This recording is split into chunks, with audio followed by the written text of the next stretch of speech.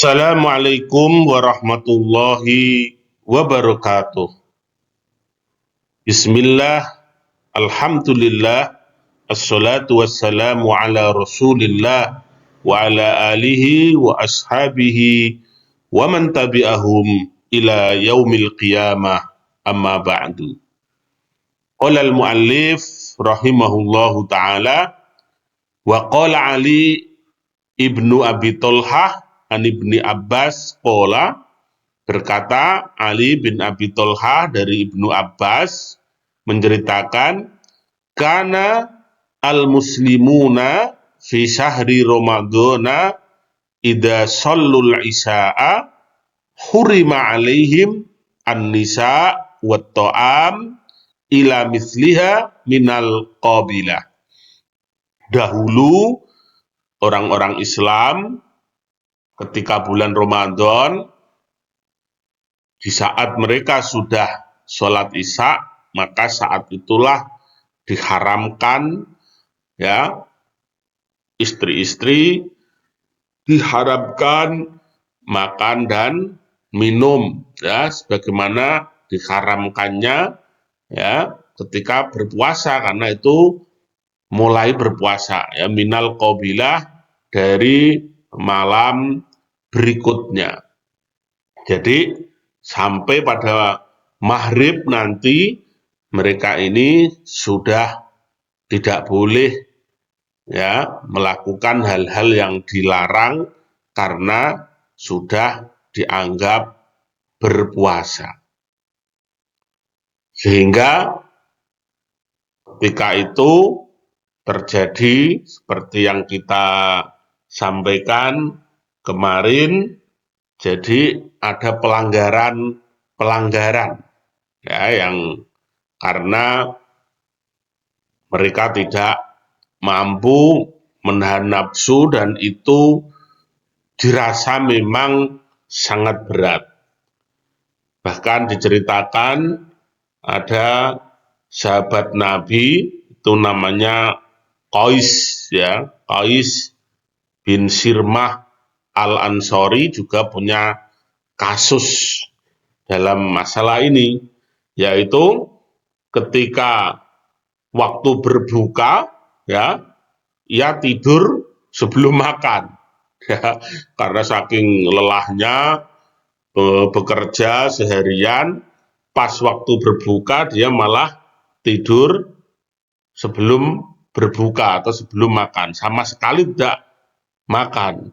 Dan begitu bangun, ya, sudah tengah malam, berarti dia harus melanjutkan puasa, ya. Nah, akhirnya dia kan sampai tidak kuat, ya, sampai pingsan, ya, sampai seperti itu, ya. Jadi itu membuktikan bahwa setat puasa itu malam hari, ya. Dan ada juga kasus Sayyidina Umar bin Khattab sendiri, ya, di malam puasa beliau melakukan hubungan dengan istrinya, ya, di malam hari beliau kemudian menyesal, menangis jadi-jadinya, kemudian melapor kepada Rasulullah, wahai Rasulullah, aku mohon ampun kepada Allah dan kepada Rasulnya karena kesalahan. Apakah aku diberi keringanan, wahai Rasulullah, ya. Kemudian ketika Umar sampai di rumah, datang utusan Nabi menyampaikan baru saja turun ayat Al-Quran yang memberikan maaf dan menerima taubatnya, sekaligus, ya, merevisi ketentuan waktu puasa, yaitu dimulai dari terbit fajar hingga maghrib tiba, ya, karena kalau dimulai dari isya habis berbuka, kemudian isya mulai puasa, semalam suntuk, ditambah pagi sampai maghrib, itu memberatkan, ya, akan banyak pelanggaran-pelanggaran di malam hari, utamanya adalah hubungan suami istri. Maka ayat berikutnya fal'ana basiruhunna. Maka sekarang basiruhunna. Ya, basiruhunna dari kata basyara yubasiru mubasyarah. Artinya apa? Ya, bercampurilah, ya, campurilah mereka. Jadi ungkapan kemarin itu ar-rafath, sekarang ada ungkapan basiruhunna, mubasyarah. Jadi kalau kemarin kita jelaskan ada ragam bahasa yang digunakan untuk menyebut istri, begitu juga ada ragam bahasa yang digunakan untuk menyebut hubungan suami istri. Ada ar-rafath, ya, seperti kemarin, ada juga al-mubasyarah seperti di ayat ini, ya. Ada juga al-ita, ya, faida tatoharna faktu hunna. Jadi ada ita. Kemudian ada lagi al-qurbah. Al-qurbah juga artinya hubungan suami istri. Fala kemarin wala taqrabuhunna. Jangan mendekati mereka. Mendekati tidak hanya sekedar mendekati, itu artinya jangan berhubungan, ya, karena dalam kondisi iktikaf dan lainnya, ya. Ada lagi misalnya al-ityan, ya, faktu, ya, harsakum, itu juga al-ityan. Ada lagi al-mas, ya, al-masu, ya, min qabli an tamassu. Ad-dukhul, dakhaltum bihinna. Al-istimta, ya, famas tamta'tum bihi minhunna. Al-mulamasah, au lamastumun nisa. Jadi, mulamasah itu artinya juga hubungan suami istri. Ada lagi at-taghasyi, falamma, ya, taghasya, kemudian yatamasa. Jadi banyak sekali ungkapan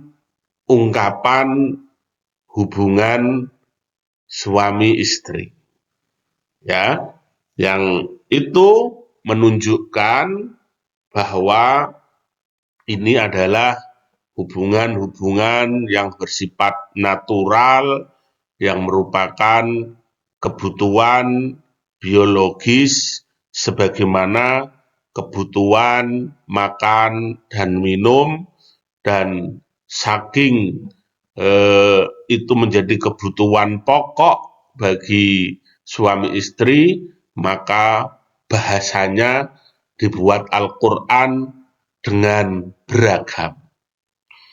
Fakalimatu fal'ana tadullu ala nashi hukmin. Kalimah maka sekarang, ya, berarti ini menasah hukum yang sebelumnya. Sebelumnya tidak boleh, maka sekarang, ya, campurilah. Ya, itu artinya ada nasah dan mansuh, ada hukum, ya, yang menghapus dan ada hukum yang terhapus, yang dalam istilah Al-Quran namanya nasah dan mansuh. Dan menarik juga untuk dicermati bahwa kalimat basiruhunna ini adalah kata perintah. Apakah perintah ini berarti harus dilakukan karena ini perintah? Maka para ulama usul fikih menyimpulkan bahwa ketika ada perintah setelah adanya larangan, maka perintah itu jatuhnya adalah mubah. Jadi bukan atau tidak harus dilakukan, tapi mempunyai arti kebolehan semata. Jadi sesuatu ketika dilarang kemudian ada perintah untuk melakukan, maka perintah itu bukan perintah yang mesti dan harus dilakukan, tapi arti dari perintah itu adalah kebolehan.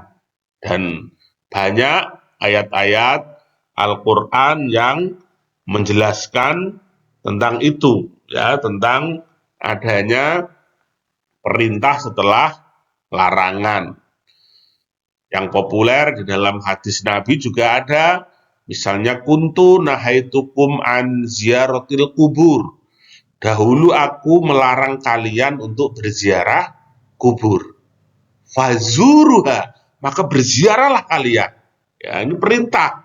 Tapi perintah ini artinya boleh. Sesuatu yang dilarang sekarang dia menjadi boleh. Ada lagi misalnya di ayat surat Jumat, ya, fa idza qudiyatis sholatu tashiru. Maka ketika sudah ditunaikan sholat, maka bertebaranlah. Ya, ini menunjukkan arti jawas yang asalnya ketika azan berkumandang dilarang melakukan jual beli, dilarang melakukan transaksi, tapi diharuskan segera bergegas. Tapi begitu sholat selesai, maka boleh, ya, untuk kembali melakukan aktivitas perniagaan. Begitu juga di dalam haji misalnya, wa idza halaltum fastadu, dan ketika sudah tahallul maka berburulah. Jadi ini adalah kalimat-kalimat perintah, kalimat-kalimat fi'il amar yang tidak berarti keharusan, tetapi mempunyai arti kebolehan karena ia datang setelah larangan. Begitupun dalam kalimat ini, fal'ana, dalam ayat ini, fal'ana basiruhunna. Maka sekarang sudah ada kebolehan, campurilah istri-istri kalian pada malam bulan Ramadan. Demikian, billahi taufik wal hidayah, warridho wal inayah. Wassalamualaikum warahmatullahi wabarakatuh.